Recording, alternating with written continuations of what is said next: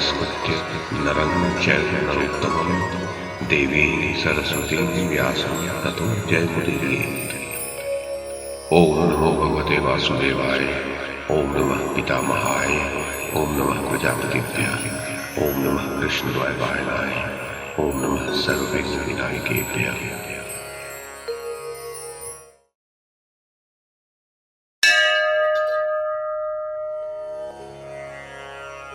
राजा धृतराष्ट्र ने पूछा, संजय, पांडवों का ऐसा पराक्रम सुनकर मुझे बड़ा ही भय और विस्मय हो रहा है। सब ओर से मेरे पुत्रों का ही पराभव हो रहा है। ये सुनकर मुझे बड़ी चिंता होती है कि अब मेरे पक्ष की जीत कैसे होगी। निश्चय ही विदुर के वाक्य मेरे हृदय को भस्म कर डालेंगे। भीम अवश्य ही मेरे सब पुत्रों को मार डालेगा। मुझे ऐसा कोई वीर दिखाई नहीं देता जो संग्राम भूमि में उनकी रक्षा कर सके। सूत, मैं एक बात पूछता हूं, ठीक ठीक बताओ, पांडवों में ऐसी शक्ति कहां से आ गई? संजय ने कहा, राजन, आप सावधानी से सुनिए और सुनकर वैसा ही निश्चय कीजिए। इस समय जो कुछ हो रहा है वो किसी भी मंत्र या माया के कारण नहीं हो रहा है। बात यह है कि महाबली पांडव लोग सर्वदा धर्म में तत्पर रहते हैं और जहां धर्म होता है वहीं जय हुआ करती है। इसी से युद्ध में वे अवध्य हो रहे हैं और उन्हीं की जीत भी हो रही है। आपके पुत्र दुष्ट चित्त, पापपरायण, निष्ठुर और कुकर्मी है। इसी कारण से वे युद्ध में नष्ट हो रहे हैं। उन्होंने नीच पुरुषों के समान पांडवों के प्रति अनेक क्रूरताएं की हैं। अब उन्हें उन निरंतर किए हुए पाप कर्मों का भयंकर फल प्राप्त होने का समय आया है। इसलिए पुत्रों के साथ अब आप भी उसे भोगिए। आपके सुहृद विदुर, भीष्म, द्रोण और मैंने भी आपको बार बार रोका, किंतु आपने हमारी बात पर कुछ भी ध्यान नहीं दिया। जिस प्रकार मरणासन पुरुष को औषध और पथ्य अच्छे नहीं लगते, वैसे ही आपको अपने हित की बात अच्छी नहीं लगी। अब आप जो मुझसे पांडवों की विजय का कारण पूछते हैं, सो इस विषय में मैंने जैसा सुना है वो बताता हूं। उस दिन अपने भाइयों को युद्ध में पराजित हुआ देखकर राजा दुर्योधन ने रात्रि के समय पितामह भीष्म से पूछा, दादाजी, मैं समझता हूं कि आप द्रोणाचार्य, शल्य, कृपाचार्य, अश्वत्थामा, कृपवर्मा, सुदक्षिण, भूरिश्रवा, विकर्ण और भगदत्त आदि महारथी तीनों लोगों के साथ संग्राम करने में समर्थ हैं, किंतु आप सब मिलकर भी पांडवों के पराक्रम के सामने नहीं टिक पा रहे। ये देखकर मुझे बड़ा संदेह हो रहा है। कृपया बताइए, पांडवों में ऐसी क्या बात है जिसके कारण वे हमें क्षण क्षण में जीत रहे हैं? भीष्म जी ने कहा, राजन, इन उदार कर्मा पांडवों की अवध्यता का एक कारण है, वो मैं तुम्हें बताता हूँ। सुनो, तीनों लोकों में ऐसा कोई भी पुरुष न तो है, न हुआ है और न भविष्य में होगा ही जो श्री कृष्ण से सुरक्षित इन पांडवों को परास्त कर सके। इस विषय में पवित्रात्मा मुनियों ने मुझे एक इतिहास सुनाया है, वो मैं तुम्हें सुनाता हूँ। पूर्व काल में गंधमादन पर्वत पर समस्त देवता और मुनिगण पितामह ब्रह्मा जी की सेवा में उपस्थित थे। उसी समय उन सब के बीच में बैठे हुए ब्रह्मा जी ने आकाश में एक तेजोमय विमान देखा। तब उन्होंने ध्यान द्वारा सब रहस्य जानकर प्रसन्न चित्त से परम पुरुष परमेश्वर को प्रणाम किया। ब्रह्मा जी को खड़े होते देख सब देवता और ऋषि भी हाथ जोड़े खड़े हो गए और वो अद्भुत प्रसंग देखने लगे। जगत सृष्टा ब्रह्मा ने बड़े विधि विधान से भगवान का पूजन किया और इस प्रकार स्तुति करने लगे, प्रभो, आप संपूर्ण विश्व को आच्छादित करने वाले विश्व रूप और विश्व के स्वामी हैं। विश्व में सब ओर आपकी सेना है। यह विश्व आपका कार्य है। आप सबको अपने वश में रखने वाले हैं। इसीलिए आपको विश्वेश्वर और वासुदेव कहते हैं। आप योग स्वरूप देवता हैं। मैं आपकी शरण में आया हूँ। विश्व रूप महादेव, आपकी जय हो। लोकहित में लगे रहने वाले परमेश्वर, आपकी जय हो। सर्वत्र व्याप्त रहने वाले योगीश्वर, आपकी जय हो। योग के आदि और अंत, आपकी जय हो। आपकी नाभि से लोक कमल की उत्पत्ति हुई है। आपके नेत्र विशाल हैं। आप लोकेश्वरों के भी ईश्वर हैं। आपकी जय हो। भूत, भविष्य और वर्तमान के स्वामी, आपकी जय हो। आपका स्वरूप सौम्य है। मैं स्वयंभू ब्रह्मा आपका पुत्र हूँ। आप असंख्य गुणों के आधार और सबको शरण देने वाले हैं। आपकी जय हो। शारंग धनुष धारण करने वाले नारायण, आपकी महिमा का पार पाना बहुत ही कठिन है। आपकी जय हो। आप समस्त कल्याण में गुणों से संपन्न विश्व मूर्ति और निरामय हैं। आपकी जय हो। जगत का अभीष्ट साधन करने वाले महाबाहु विश्वेश्वर, आपकी जय हो। आप महान शेषनाग और महावराह रूप धारण करने वाले हैं। सबके आदि कारण हैं। किरणें ही आपके केश हैं। प्रभो, आपकी जय हो, जय हो। आप किरणों के धाम, दिशाओं के स्वामी, विश्व के आधार, अप्रमेय और अविनाशी हैं। व्यक्त और अव्यक्त सब आप ही का स्वरूप है।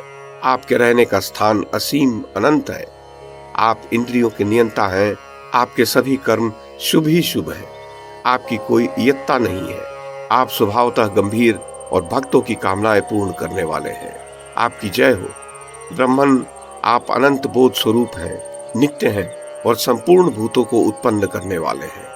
आपको कुछ करना शेष नहीं है। आपकी बुद्धि पवित्र है। आप धर्म का तत्व जानने वाले और विजय प्रदाता हैं। पूर्ण योग स्वरूप परमात्मन, आपका स्वरूप गूढ़ होता हुआ भी स्पष्ट है। अब तक जो कुछ हो चुका है और जो हो रहा है, सब आपका ही रूप है। आप संपूर्ण भूतों के आदि कारण और लोक तत्व के स्वामी हैं। भूत भावन, आपकी जय हो। आप स्वयंभू हैं। आपका सौभाग्य महान है। आप इस कल्प का संहार करने वाले एवं विशुद्ध पर ब्रह्म हैं। ध्यान करने से अंतःकरण में आपका आविर्भाव होता है। आप जीव मात्र के प्रियतम पर ब्रह्म हैं। आपकी जय हो। आप स्वभावतः संसार की सृष्टि में प्रवृत्त रहते हैं। आप ही संपूर्ण कामनाओं के स्वामी परमेश्वर हैं। अमृत की उत्पत्ति के स्थान, सत्स्वरूप, मुक्तात्मा और विजय देने वाले आप ही हैं। देव, आप ही प्रजापतियों के भी पति, पद्मनाभ और महाबली हैं।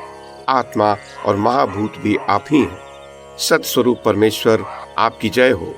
पृथ्वी देवी आपके चरण हैं, दिशाएं बाहु हैं और द्युलोक मस्तक है। अहंकार आपकी मूर्ति, देवता शरीर और चंद्रमा तथा सूर्य नेत्र है।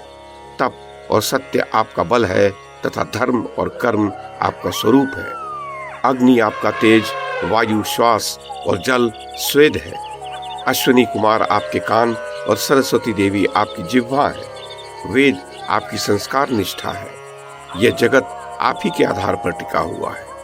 योग योगीश्वर, हम न तो आपकी संख्या जानते हैं न परिमाण। आपके तेज, पराक्रम और बल का भी हमें पता नहीं है। देव, हम तो आपके भजन में लगे रहते हैं। आपके नियमों का पालन करते हुए आप ही की शरण में पड़े रहते हैं। विष्णु, सदा आप परमेश्वर एवं महेश्वर का पूजन ही हमारा काम है। आप ही की कृपा से हमने पृथ्वी पर ऋषि, देवता, गंधर्व, यक्ष, राक्षस, सर्प, पिशाच, मनुष्य, मृग, पक्षी तथा कीड़े मकोड़ों आदि की सृष्टि की है। पद्मनाभ, विशाल लोचन, दुखहारी श्री कृष्ण, आप ही संपूर्ण प्राणियों के आश्रय और नेता हैं। आप ही संसार के गुरु हैं। आपकी कृपा दृष्टि होने से ही सब देवता सदा सुखी रहते हैं। देव, आपके ही प्रसाद से पृथ्वी सदा निर्भय रहती है। इसलिए विशाल लोचन, आप पुनः पृथ्वी पर यदुवंश में अवतार लेकर उसकी कीर्ति बढ़ाइए।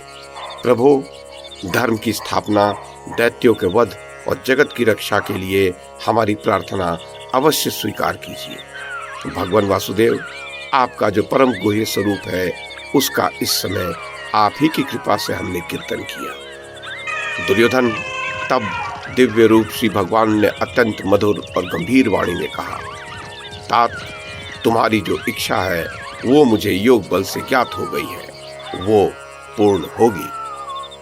राजन, ऐसा कहकर वे वहीं अंतर्ध्यान हो गए।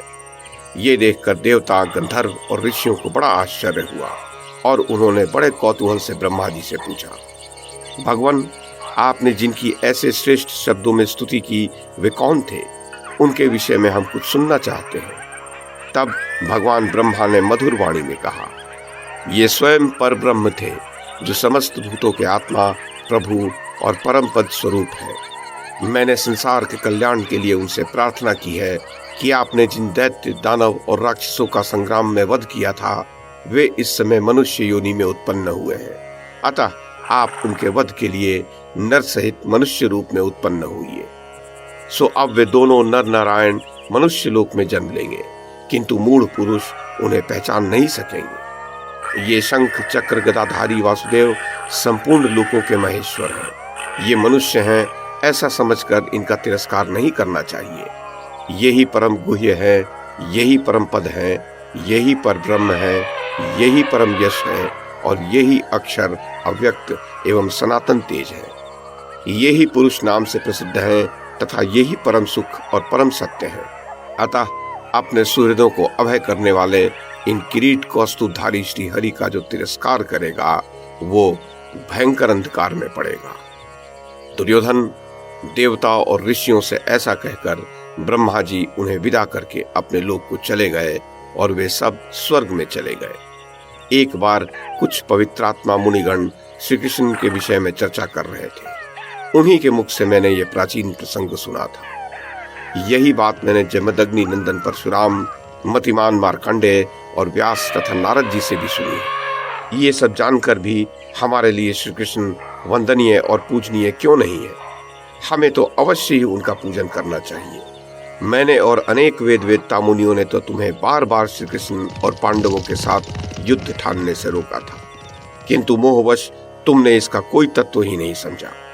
मैं तुम्हें कोई क्रूर कर्मा राक्षस ही समझता हूँ, क्योंकि तुम श्री कृष्ण और अर्जुन से द्वेष करते हो। भला इन साक्षात नर और नारायण से कोई दूसरा मनुष्य कैसे द्वेष कर सकता है?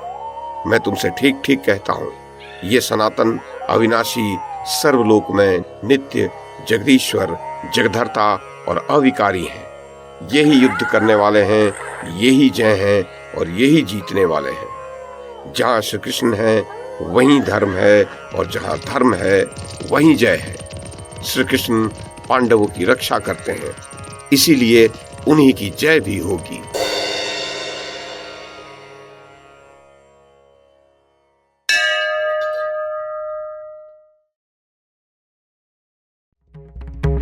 YouTube के माध्यम से महाभारत की कथा को एक श्रृंखला के रूप में प्रस्तुत करने का हमारा ये प्रयास यदि आपको सराहनीय लगा हो तो कृपया इस कड़ी को लाइक और शेयर करें, चैनल को सब्सक्राइब करें और बेल आइकन को दबाएं। साथ में अन्य लोगों को भी देखने के लिए प्रेरित करें।